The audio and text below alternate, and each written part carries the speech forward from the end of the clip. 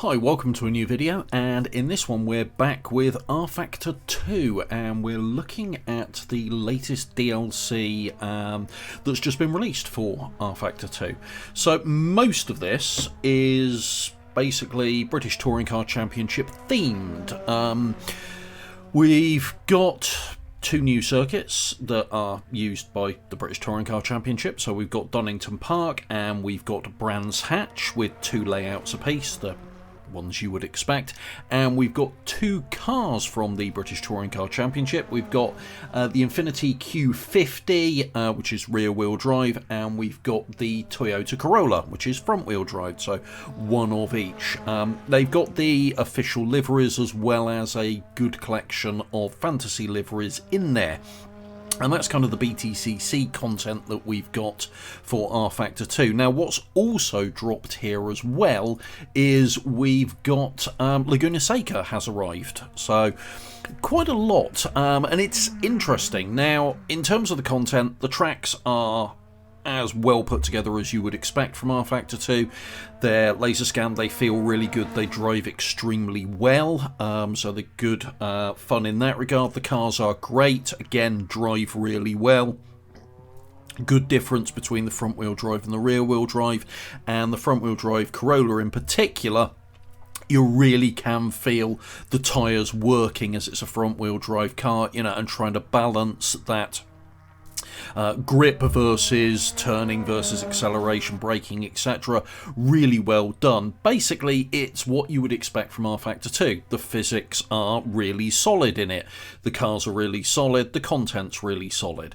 That's not really what I have an issue. I kind of expect that from rFactor 2 content. You know, it's a great title to drive.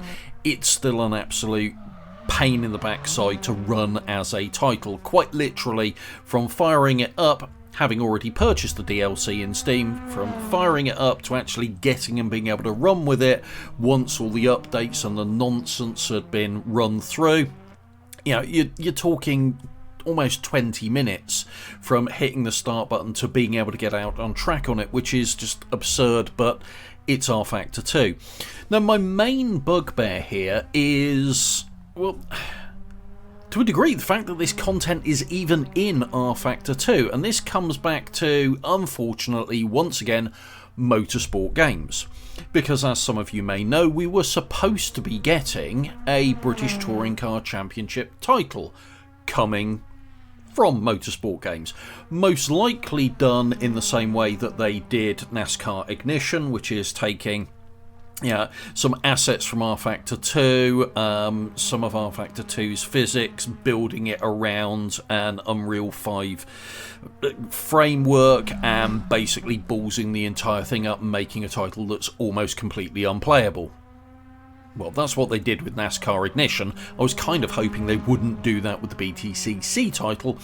But no, instead, what's happened is, rather than coming at some point in 2022, we've now got a BTCC title coming from Motorsport Games at some unknown time in the future. We don't know when.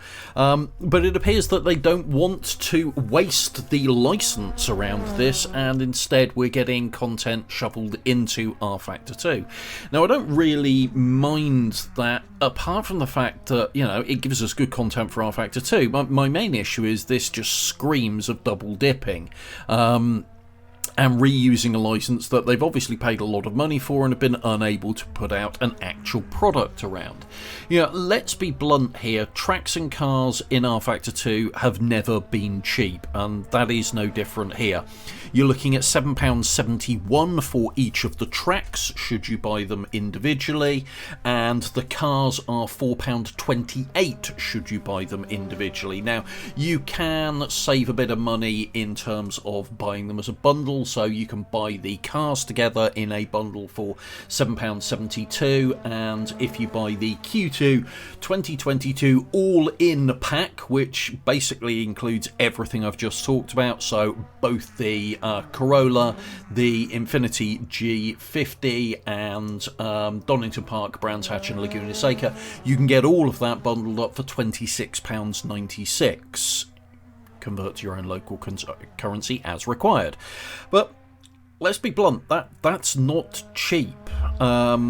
You know, that's half the price of a full price game, and that's what we were led to believe we would be getting for the BTCC. So in that regard, despite how well it plays, and it does play fantastically well, you know, these cars drive great, the tracks are really well done, there's a lot of time to be had from them, etc, etc.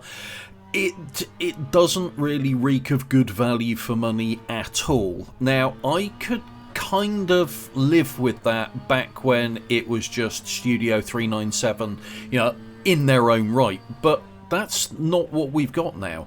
Studio 397 was bought by Motorsport Games for probably a ludicrous amount of money, who were then supposed to invest large amounts of money in this and bring us AAA racing titles across a number of licenses, you know, and having bought these licenses and used that to gain investment and gain a lot of investor funds, that was supposed to, or you know, I kind of wrongly as it seems, because Motorsport Games appears to be some kind of long-term investor scam, that was supposed to arguably bring us better value for money. You know, you leverage these kind of things and that gives you economies of scale. You know, if you're going to use content in rFactor 2 and in a British Touring Car Championship game, you know, you've got economies of scale there. You're selling to two audiences, which should make the content cheaper. But no, that doesn't appear to be the case. So it leaves me in a bit of a quandary, because on the face of it, I really don't actually want to be supporting Motorsport Games. I think they are, as I say, an investor con. I really do. I can't prove that, but there is evidence that points in that direction out there. But that's what it screams to me. It really does. And as such, I don't really want to support them, but I want to buy the content to see what it's like so I can talk to you all about it. But could I recommend spending this kind of money on the content? That's a really hard call now. In the past, as I say, when Studio 397 was independent, it was easy. It was expensive, but it was supporting a small studio that was churning out a niche title. That's no longer the case. You know, this is now part of the Motorsport Games empire, one that was supposed to bring economies of scale. That's the entire point behind that kind of setup. And we're just not seeing that. And what we seem to be seeing instead is Motorsport Games unable to put out a British Touring Car Championship game, reusing content that they now have the license for, and basically rFactor 2 players funding their inability to put out a title. And as such, no matter how good this content is, it does make it incredibly difficult for me to recommend it as value for money, because with, you know, in this new world of Motorsport Games owning rFactor 2 and having all of these licenses, it no longer screams value for money, or, you know, supporting an indie or a small dev. So yeah, it is really difficult for me. You know, if you want to buy this stuff, obviously at the end of the day, it's your choice. It's good quality stuff. It drives extremely well. The tracks are really well done. You know, they're well put together in the mess that is rFactor 2. But, you know, morally, given what's going on, it's really difficult for me to actually support this kind of practice. So at the end of the day, let me know what you think down in the comments around this. You know, have you picked it up? Is the entire thing making you wary about supporting titles like rFactor 2 now, given what's going on with Motorsport Games? Because it really is a bit of a worrying time in the industry as far as this particular side of it goes.